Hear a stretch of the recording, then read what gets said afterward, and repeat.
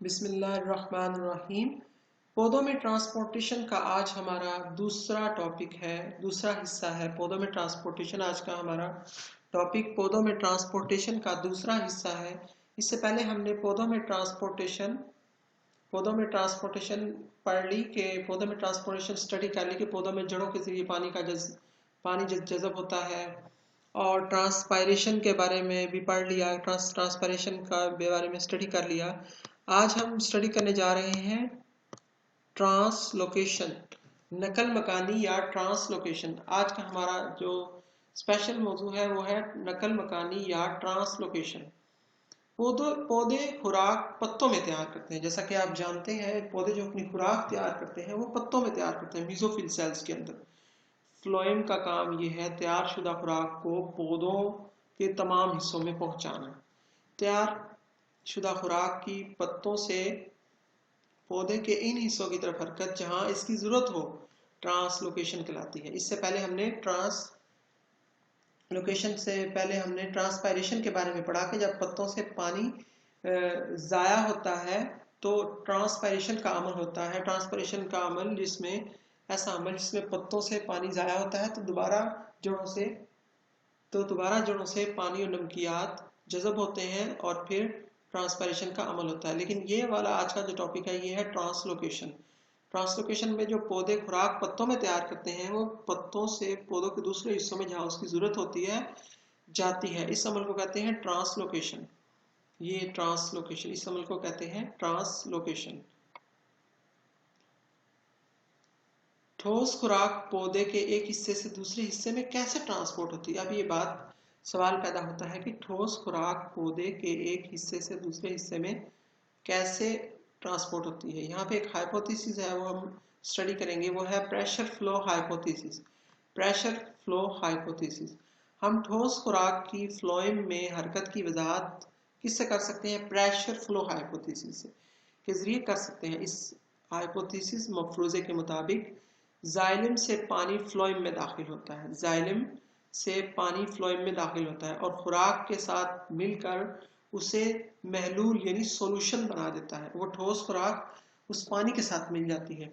ये महलूल दबाव के तहत फ्लोएम में बहता है। ये दबाव फ्लोएम और जाइलम में मौजूद पानी की मिकदार में फर्क के बायस पैदा होता है। पौधे के हिस्सों की साख्त और ट्रांसपोर्टेशन। पौधे के हिस्सों की साख्त, parts, structure of plant parts and transpiration. पौधों के हिस्सों की साख्त और ट्रांसपोर्टेशन। कुदरत ने पौधे के हिस्से इस तरीके से बनाए हैं कि इसकी साख्त मादों की हरकत में मुआवन होती है। कुदरत ने पौधे के हिस्से इस तरीके से बनाए हैं कि इनकी साख्त, इनका स्ट्रक्चर मादों की हरकत में मुआवन होता है। जड़ की साख्त, स्ट्रक्चर ऑफ रूट। जड़ की साख्त। जब बीज उगता है तो इस लम्हे इसकी जड़ मट्टी में पानी और नमकियात की तलाश शुरू कर देती है। जड़ों की साख्त पानी के जज़ब होने में बड़ा अहम किरदार अदा करती है। जड़ की साख्त। जड़ों पर पाए जाने वाले रूट हेयर्स मट्टी से पानी और नमकियात जज़ब करते हैं।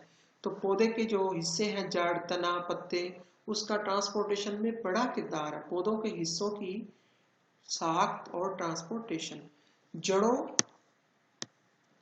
जड़ों में जाइलम टिश्यूज होते हैं जो मट्टी से हासिल शुदा पानी और नमकियात तने और पत्तों की तरफ ले जाते हैं, मतलब पौधों के दूसरे हिस्सों की तरफ। जड़ों में फ्लोएम टिश्यू खुराक की ट्रांसपोर्ट में मदद देते हैं।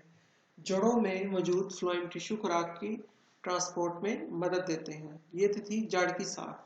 जड़ की साख जिसमें जाइलम और फ्लोएम दोनों टिश्यूज पाए जाते हैं, ये बड़ी अहम किरदार अदा करती है ट्रांसपोर्टेशन में। उसके बाद ये जड़ की साख्त है, जड़ की साख्त और मादा जात की ट्रांसपोर्ट।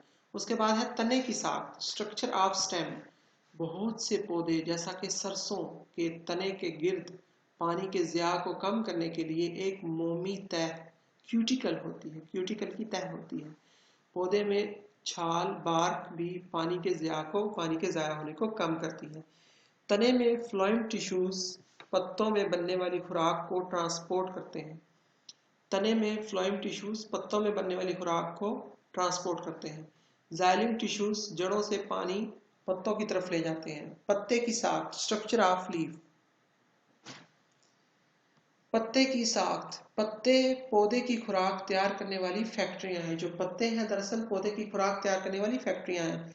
पत्ते की बलाई तह पर, पत्ते की जो ऊपर वाली तह है, बलाई तह है, उसके ऊपर एक क्यूटिकल की तह यानी मोटी मोमी तह होती है जो पानी के ज़ाया होने को रोकती है। पत्ते की नीचे वाली तह पर स्टोमेटा होते हैं, स्टोमेटा के जरिए गैसों का तबादला हो। और ट्रांसपायरेशन यानी पानी जो हवा में ट्रांसपायर होता है, ज़ाया होता है, वो होता है। पत्ते की मिड ड्रिप, जो पत्ते के दरमियान में एक लाइन होती है और जो दरमियान में लाइनें होती हैं, वेन्स होते हैं, मेज, जाइलम और फ्लोएम टिश्यूज होते हैं। ये टिश्यूज सारे पत्ते में पानी और खुराक की ट्रांसपोर्ट करते हैं। तो पत्ते की साख्त, तने की साख्त, जड़ की साख्त पौधों में ट्रांसपोर्टेशन के अमल में अहम किरदार अदा करते हैं। ये था हमारा आज का टॉपिक, ट्रांसपोर्टेशन। ट्रांसपोर्टेशन, पौधे के हिस्सों की साख्त और ट्रांसपोर्टेशन और नकल मकानी या ट्रांसलोकेशन। तो आज का हमारा टॉपिक था ट्रांसलोकेशन और इसी को हमने स्टडी किया है। मुझे उम्मीद है कि आपको कुछ ना कुछ मालूमात मिल गई होगी कि ट्रांसलोकेशन पौधों में कैसे होती है। आपके देखने का बहुत बहुत शुक्रिया।